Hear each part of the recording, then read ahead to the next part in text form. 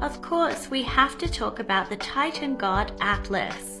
Now, when you think of Atlas, you might be thinking of a book that shows, the planet Earth and different countries. Or you might be thinking about this guy who has a globe on his shoulders and he's holding it up. Well, that's Atlas, but that's also not quite right. You see, Atlas was a Titan, so he was part of the Titan army that fought with the Olympian gods like Zeus. This was right at the beginning of the world, and the Titans lost, and Zeus and the Olympians won. So Titans, the likes of Atlas and his brother Prometheus, their brother Epimetheus, they were all given horrible punishments, basically. Now, we all know Prometheus was destined to have his liver eaten by an eagle every day for eternity while he was tied up. Well, Atlas's punishment was to hold up the heavens for eternity. So that's hold up the sky. Hold up the sky, right? Not actually hold up the earth. But this is still what my brain goes to every time I think about Atlas. The Titan Atlas was also credited with teaching humans astronomy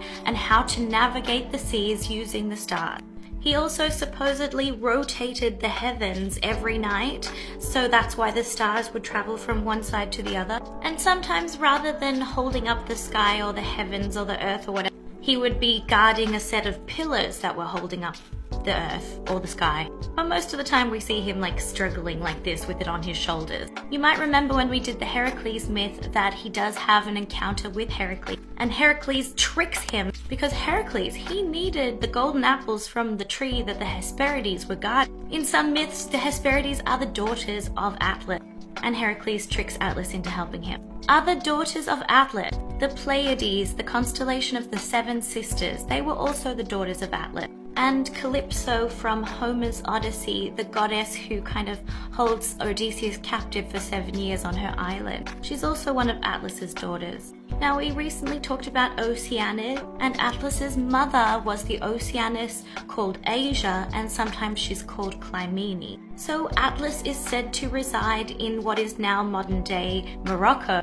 right on the edge of the Atlantic, which they thought was the westernmost point of the world. And that's where the Garden of the Hesperides is, and that's why you get that North African mountain range called the Atlas Mountain. But did you know that the Atlantic Ocean is actually named after this guy? Honestly, I didn't know that, and I'm humbled now. Also, the hero Perseus turned into stone with the Medusa because he wasn't a very hospitable host.